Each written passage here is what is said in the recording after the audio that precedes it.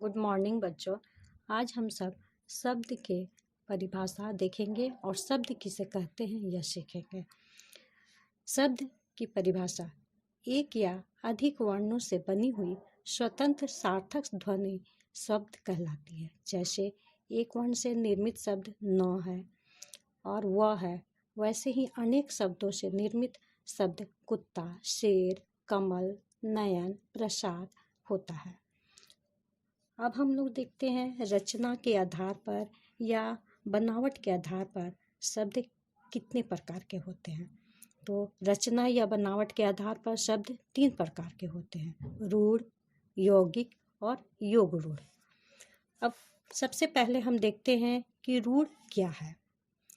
ऐसे शब्द जिनका विभाजन करने पर कोई सार्थक अर्थ नहीं निकलता है वह रूढ़ कहलाता है। जैसे कल शब्द एक अपने आप में सार्थक शब्द है जिसका अर्थ होता है, लेकिन जब हम इसको बांटते हैं या टुकड़े में करते हैं या इसका विभाजन करते हैं तो इसका कोई शाब्दिक अर्थ नहीं निकलता है।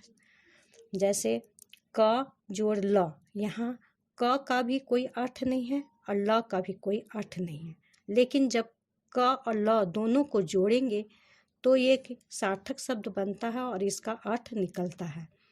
ये अपने आप में एक मौलिक शब्द भी है।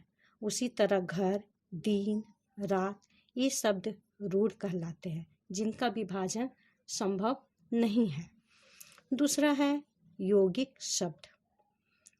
2 या 2 से अधिक सार्थक शब्दों के मेल से यह बनता है जिसका विभाजन करने पर सार्थक अर्थ भी निकलता है। जैसे देवालय, यह 2 शब्दों से बना है, एक देव और जोड़ आलय, जिसका अर्थ निकलता है देव का मंदिर। फिर दूसरा है राजपुत्र। यहाँ राज का भी एक अर्थ होता है और पुत्र का भी अर्थ होता है, लेकिन जैसे इन दोनों को मिलाते हैं तो राजपुत्र, इसका भी एक शाब्दिक अर्थ होता है। अतः हम इसका विभाजन हम कर सकते हैं, अर्थात राज जोड़ पुत्र। दूसरा है हिमालय। ये भी एक सार्थक शब्द होता है और इसको विभाजन करने पर एक सार्थक अर्थ निकलता है। जैसे हिम का अर्थ होता है बर्फ और आलय का अर्थ हुआ घर। उसी तरह देवालय, पाठशाला ये सब विभाजन करने पर एक सार्थक अर्थ देते हैं और ऐसे शब्द यौगिक शब्द कहलाते हैं। तीसरा है योग रूढ़।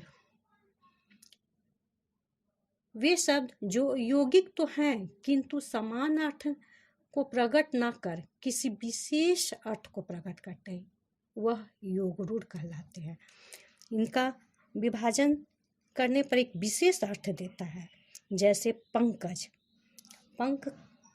पंख में जन्म लेने वाला, अर्थात पंख जोड़ ज, जो कीचड़ से पंख का अर्थ हुआ कीचड़ और ज का अर्थ हुआ जन्म लेना, जो कीचड़ में जन्म लेता है। लेकिन इसका समान अर्थ कमल होता है जो एक विशेष अर्थ है, अतः पंकज शब्द योग रूढ़ हुआ। उसी प्रकार दशानन, 10 मुख वाला, अर्थात रावण, जो एक विशेष अर्थ में प्रसिद्ध है। इसी तरह नीलकंठ, चतुरंग, पीताम्बर इत्यादि। इस तरह हमने देखा आज कि रचना के आधार पर शब्द 3 प्रकार के होते हैं: रूढ़, यौगिक और योग रूढ़। आज इतना ही, धन्यवाद। Good morning.